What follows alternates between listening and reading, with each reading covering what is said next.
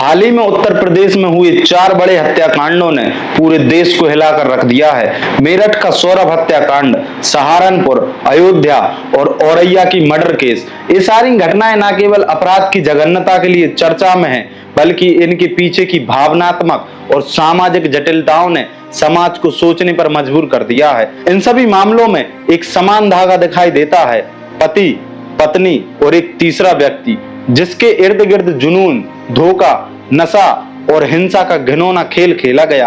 ये सिर्फ अपराध की कहानियां नहीं, बल्कि एक ऐसी मानसिक और सामाजिक बीमारियां की परतें हैं जो हमारे समाज के भीतर गहराई से बैठी हुई हैं। तो आइए इन घटनाओं को विस्तार से समझें और इस सवाल से रूबरू हूं कि आखिर क्यों पति पत्नी एक दूसरे की जान लेने पर उतारू हो रहे हैं और लव अफेयर व अवैध संबंधों में हर साल कितनी हत्याएं होती हैं। नमस्कार, मैं हूं अर्पित सेन और आप देख रहे हैं रिपब्लिक सागर मीडिया। तो आइए विस्तार से जानते हैं इन पूरे मामले को, लेकिन उससे पहले हमारे चैनल को सब्सक्राइब जरूर करें। देखिए, सबसे पहले हम बात करेंगे मेरठ हत्याकांड की। सौरभ और मुस्कान की कहानी एक ऐसे रिश्ते की दुखद गाथा है जो प्यार से शुरू होकर क्रूरता पर खत्म हुई। सौरभ एक मेहनती युवा जो मर्चेंट नेवी में लंदन की एक कंपनी में काम करता था और मुस्कान जो उसकी जीवन संगनी बनी। 2016 में शादी के बंधन में बंधे थे, लेकिन शादी के कुछ साल बाद ही मुस्कान का अपने बचपन के दोस्त साहिल के साथ अवैध संबंध शुरू हो गया। सौरभ जो विदेश में मेहनत कर रहा था, शायद उसने कभी नहीं सोचा होगा कि उसका घर और उसका विश्वास जिसे उसने इतना संजोया था, धीरे धीरे टूट रहा है। 2021 में जब सौरभ को इस बात का पता चला तो उसने सबसे पहले अपने प्यार और विश्वास को बचाने की कोशिश की। उसने मुस्कान को तलाक देने से इनकार कर दिया। शायद उसे उम्मीद थी कि चीजें सुधर जाएंगी, लेकिन मुस्कान और साहिल के लिए यह एक असहनीय दर्द हो गया था। उनके लिए सौरभ एक बाधा बन गया था जिसे हटाना जरूरी हो गया था।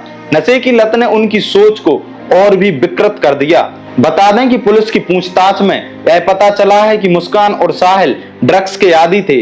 वहीं 3 मार्च की रात मुस्कान ने सौरभ के खाने में नींद की गोलियां मिलाईं। बेहोशी की हालत में सौरभ को बेडरूम में चाकू से कई बार किए गए और फिर उसकी लाश को बाथरूम में ले जाकर टुकड़े टुकड़े कर दिया गया। इतना ही नहीं, बल्कि एक ड्रम में सबके टुकड़े को सीमेंट से चुनवाया गया, जैसे कोई वह इंसान नहीं बल्कि एक वस्तु हो। इस कहानी में दर्दनाक यह है कि मुस्कान जो सौरभ की पत्नी थी, उसने न केवल उसका विश्वास तोड़ा बल्कि उसकी जान भी ले ली। वही नशे और अवैध संबंधों ने उसके अंदर की मानवता को भी मार डाला। तो वहीं अब हम बात करेंगे औरैया के दिलीप हत्याकांड की। औरैया के दिलीप और प्रगति की कहानी भी उतनी ही दिल को दहलाने वाली है। 21 साल के दिलीप की शादी 5 मार्च को प्रगति से हुई थी।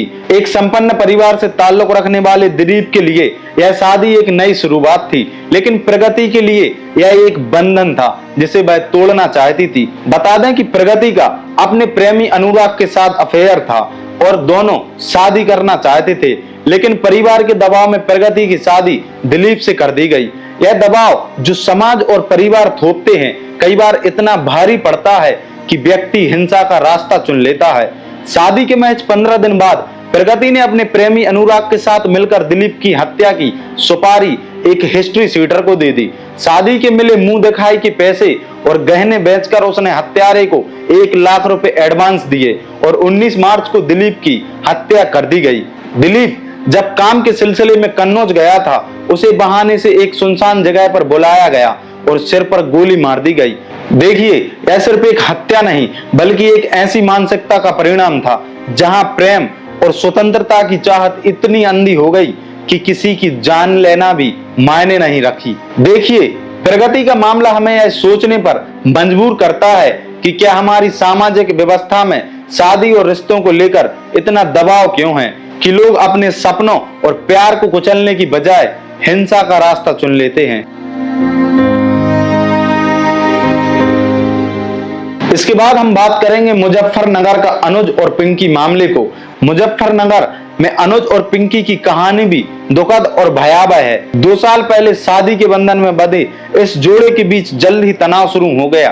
बताया जा रहा है कि पिंकी का अपने ताऊ की लड़की के बेटे से अफेयर था और शादी के बावजूद वह चोरी छिपे उसके संपर्क में थी। जब अनुज को इस बात का पता चला तो उसके बीच झगड़े होने लगे और पिंकी मायके चली गई। लेकिन महिला आयोग के दबाव में वह 15 दिन पहले ससुराल लौटी, लेकिन उसकी वापसी में छुपा हुआ एक एजेंडा था और उसने अपनी सास को धमकी दी थी कि वह किसी विशेष मकसद से लौटी है। वहीं 25 मार्च की रात को उसने अनुज को कॉफी में जहर मिलाकर पिला दिया और अब अनुज की हालत गंभीर है और वह आईसीयू में जिंदगी और मौत के बीच जूझ रहा है। इस घटना में सबसे दर्दनाक पहलू यह है कि पिंकी जो एक पत्नी थी, उसने ही अपने पति को मारने के लिए इतना सातिराना तरीका अपनाया। क्या यह सिर्फ व्यक्तिगत विरोध था या समाज में ऐसी मानसिकता का नतीजा जहां रिश्ते में समझौते की जगह हिंसा को प्राथमिकता दी जाती है?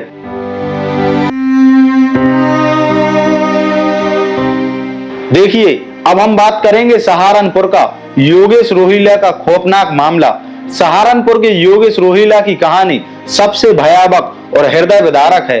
आपको बता दें कि 22 मार्च को योगेश ने अपनी पत्नी नेहा और 3 मासूम बच्चों, जिनमें 14 साल की बेटी और 6 व 4 साल के 2 बेटे शामिल थे, इन सभी को गोली मार दी और फिर खुद पुलिस को फोन कर अपने आप को सरेंडर कर दिया। देखिए, इस घटना में 4 जिंदगियां तो खत्म हो गईं और पीछे छोड़ गए सिर्फ सवाल और दुख। बता दें कि योगेश का कहना था कि नेहा का किसी और के साथ अवैध संबंध था और वह इस शर्म और बदनामी को बर्दाश्त नहीं कर पा रहा था। लेकिन क्या यह पर्याप्त कारण था कि वह अपने पूरे परिवार को ही खत्म कर दे? तो वहीं यह मामला हमें यह सोचने पर मजबूर करता है कि समाज ने पुरुषों को अपनी भावनाओं को व्यक्त करने और समस्या को निपटाने का कोई रास्ता दिया है या वे भी दबाव में सिर्फ हिंसा का सहारा लेते हैं। हम आपको बता दें कि नेशनल क्राइम रिकॉर्ड ब्यूरो के आंकड़े के मुताबिक 2022 में पूरे देश में 28,522 हत्याएं हुई, जिनमें से 2,821 लव अफेयर और अवैध संबंधों की वजह से हुई। यूपी में यह संख्या और भी चौंकाने वाली है।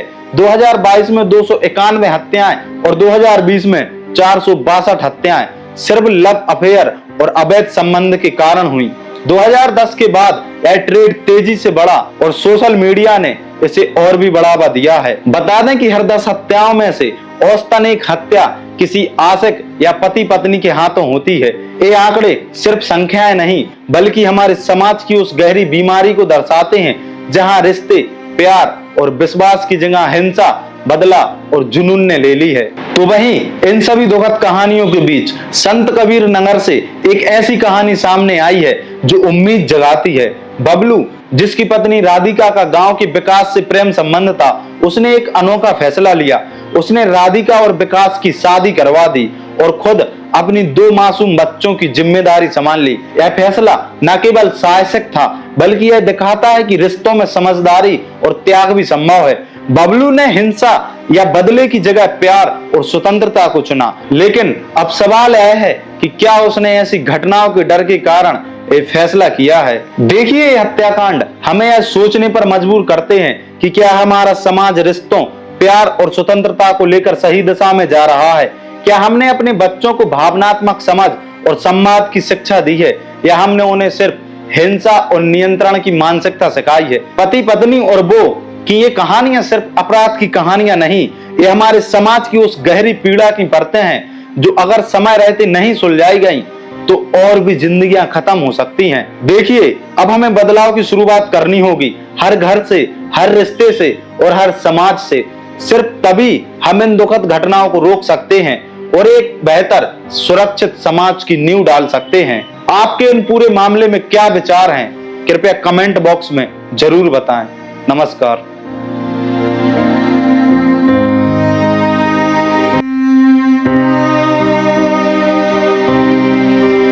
श्री हनुमंत छाया ज्वेलर्स में आपका स्वागत है।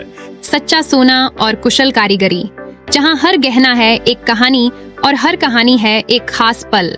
शानदार कलेक्शन के साथ गहनों की दुनिया में आपका स्वागत है, जहां परंपरा और आधुनिकता का बेहतरीन संगम मिलता है। सोने, चांदी और हीरे के अद्भुत डिजाइन आपके हर अवसर को खास बनाएंगे। हॉलमार्क प्रमाणित गुणवत्ता, शुद्धता की गारंटी, बेहतरीन डिजाइन, विशिष्ट नवरत्न चयन, जन्म के रत्न एवं हर राशि के लिए विशेष रत्न उपलब्ध, व्यक्तिगत डिजाइनिंग जो आपके आभूषण को अनुकूलित करे। तो अपने विशेष दिन को और भी खास बनाएं श्री हनुमंत छाया ज्वेलर्स के नवरत्नों और हॉलमार्क ज्वेलरी के साथ। हमारा पता है श्री हनुमंत छाया ज्वेलर्स, मेडिकल कॉलेज रोड, तिली वार्ड, सागर, मध्य प्रदेश। रिपब्लिक सागर मीडिया को सब्सक्राइब अवश्य करें और आप हमारी आने वाली सभी वीडियो को देखना चाहते हैं तो आपको उसके लिए घंटी जरूर दबानी पड़ेगी ताकि आपको सभी वीडियो की नोटिफिकेशन समय समय पर मिलती रहे। रिपब्लिक सागर मीडिया पर जो भी वीडियो आएगा वह सच की कसौटी पर कसकर ही आएगा।